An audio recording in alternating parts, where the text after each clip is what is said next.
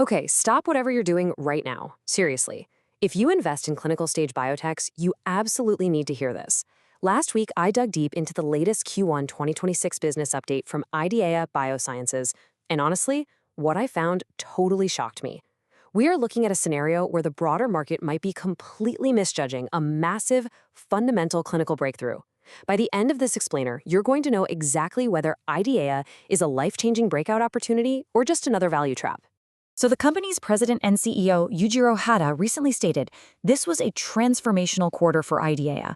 Now, I know what you're thinking. Usually, that's just empty corporate hype, right? But listen, if you've ever been burned by a retail biotech stock just completely failing a trial and dropping to zero, and let's be real, that is a huge fear for all of us, you know exactly how high the stakes are.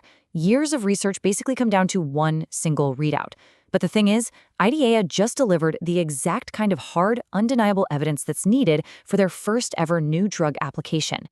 Just think about this surprising statistic for a second, 58%. In the world of oncology, a number like that demands your immediate attention. We're talking about a massive 58% reduction in the risk of disease progression or even death for patients fighting uveal melanoma. And just for context, that is an incredibly aggressive eye cancer that currently has basically zero FDA-approved therapies. This isn't just a minor step forward. This single catalyst literally alters the entire trajectory of the company. All right, Section 1, Darovasertib Clinical Data, the catalyst. Before we get into the weeds of the trial results, let's just quickly demystify the one medical metric that actually matters here, the hazard ratio, or HR. So in clinical trials, this basically measures how often a bad event, like, say, tumor progression, happens in the treatment group versus the control group. IDEAYA reported an HR of 0.42. In plain English, that means patients taking their drug, darovasertib, combined with another drug called crizotinib, literally had a 58% lower risk of their disease progressing compared to the standard therapy. That is a highly, highly statistically significant result. And here's what that actually looks like in the real world. Patients on the standard investigator choice therapy, they had about 3.1 months before their disease progressed. But the patients on the darovasertib combo, 6.9 months. That is more than double the time. Plus, the overall response rate skyrocketed from just 5.8% up to 37.1%. And get this, that includes 5 complete responses where the tumor just disappeared entirely. 0 complete responses in the control group, by the way. This is exactly the kind of undeniable, bulletproof data that regulators want to see. Moving right along to Section 2, the regulatory path forward. So how do they actually get this approved? Well, IDEAYA has a massive strategic advantage here.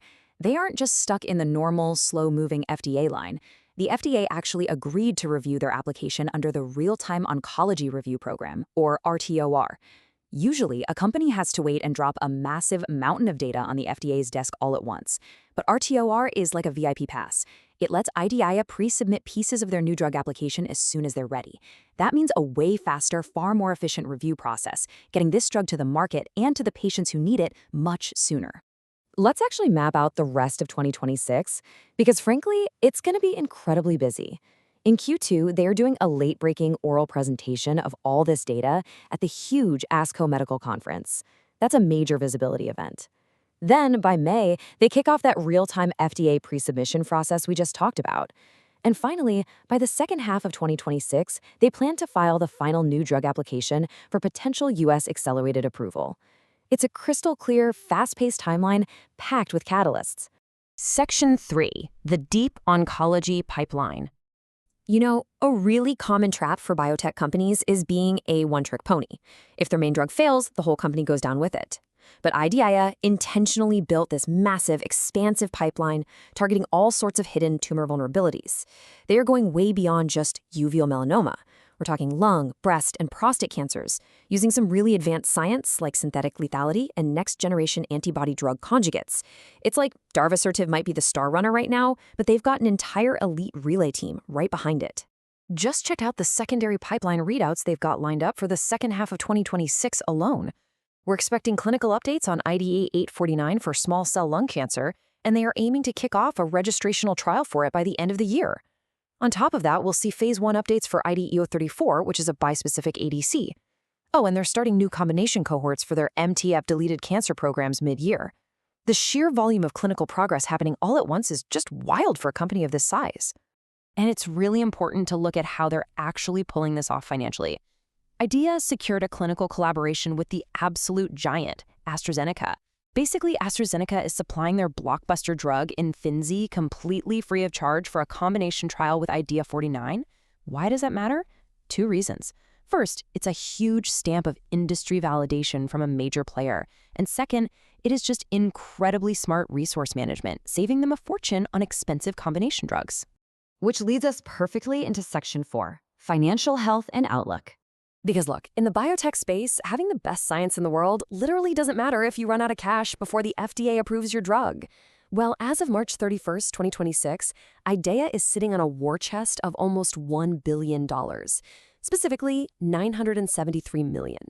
In an industry where capital can just dry up overnight, having nearly $1 billion on the balance sheet is basically an incredibly thick shield protecting all their long-term ambitions. And because of that massive war chest, management gave some very clear guidance. Their cash runway extends uninterrupted all the way into 2030. Think about that for a second. That entirely wipes out one of the absolute biggest fears that retail investors have. That constant, looming threat of a sudden, highly dilutive stock offering just so the company can survive the year. IDEAYA can fund their entire operating plan for the next 4 years without desperately tapping the equity markets. Now, if you're looking closely at the financials, you might notice their net loss actually went up. It went from $83.3 million in Q4 of 2025 to $98.5 million in Q1 of 2026, and over $95 million of that was pure R&D spending. But here is the contrarian truth. That cash burn, it's not a red flag at all. It's exactly what you want to see. When a company is aggressively pushing multiple late-stage clinical trials and gearing up for commercialization, they should be spending money. They are deploying their capital exactly where it needs to go, straight into the science. Finally, Section 5, the market reaction. So put it all together, you've got a completely transformational trial result, a VIP fast track with the FDA, and nearly $1 billion in the bank. So how did Wall Street react to all this? Surprisingly, kind of meh. On the day the news dropped, shares either dipped slightly by like 1/3% or gained a modest 2.5%, depending on the index. The stock is actually sitting about 26% below its 52-week high of $39.28 right now. But interestingly, this actually fits a historical pattern for them.